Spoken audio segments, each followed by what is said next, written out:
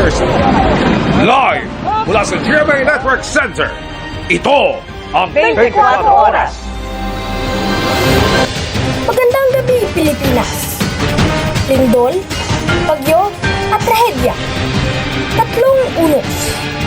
Tatlong kwento ng takot, pag-asa, at alaala. Samahan ninyo ako, si John Soreda, sa mga kwento ng Cebu, ng Bagyong Tino, at ng pagpanaw ni Eman Atienza.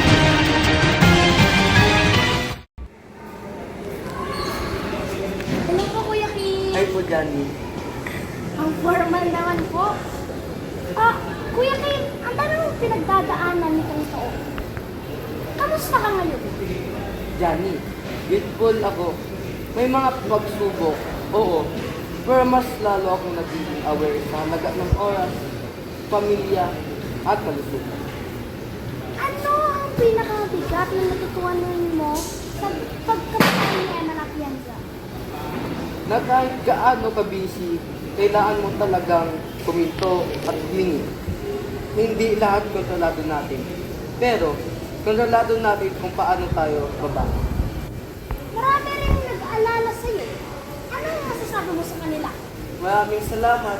Yung pagmamahal nila, malaking tulong sa pagbalik ko ng lakas.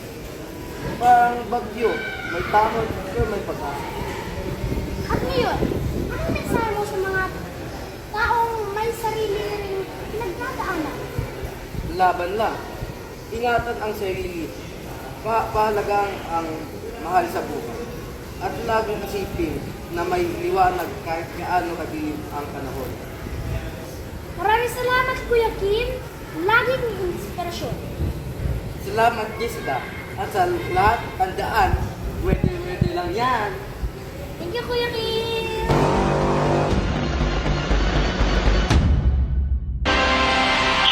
Pagpasok pa lang ni Tino, mabilis na ang tumaas ang tubo sa ilang lugar. Ang mga kalsada, parang bigla na lang nagigilo. Ang mga tao, nagmamadaling lumikas para makuligta. Ang kanilang nandun po si Dominic Ramon sa Bogo City.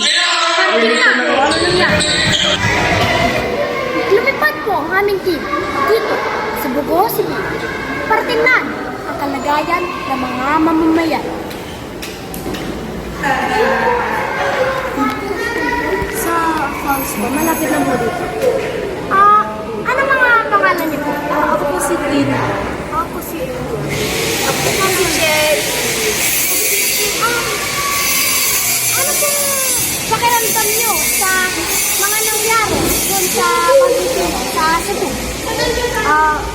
Malungkot din po, tsaka mahirap po dahil nawalan nga po kami ng bahay. Tapos unexpected din po na mawawalan nga po kami. Araw po! Anong pangalan po ninyo? Ginoong Alex Enrique, At ilang taon na po kayo? 54. Tatay, kamusta na po kayo? Kamusta na po ang mga bata? Sir Bohan, pagod po. Natakot po talaga kami kasi.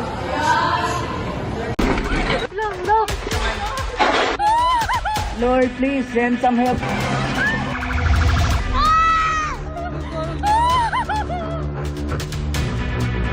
Hello po, maaari po bang ibahagi niyo sa akin ang nangyari niyo sa Bogo City? Opo, sobrang nga po ako nabigla sa mga nangyari ng gabi niyo. Bigla pong nagsiyanigin ng mga lupa. Sa bahay po namin, may mga bitak na po ang pader at mga may natumba po sa amin. Grabe po, ano pong ginawa niyo sa oras na yun? Agad po kami lumabas ng bahay, kasama po ang pamilya. Lumingo lang po kami kung isang kapitbahay at tumulong sa mga may edad at bata. May nasaktan po ba o may nasirang bahay sa paligid? Opo, marami pong bahay ang natira. May ilang pader na bumagsak at ilang bubong ang sinunod. Pero salamat po sa Diyos, ligtas po kami. Ito po yung dalawang magtatayo na interview natin ngayon. Sir, ano po ang pangalan niyo po? Ako po si Steven Atienza po ang aking anak. Siya po yung may sakit. Ano po ang pangalan niyo? Ako po si Reina. Sa anong nangyari sa Bagyong at Lindol? Malungkot po dahil po nawalan po kami ng bahay. At ako po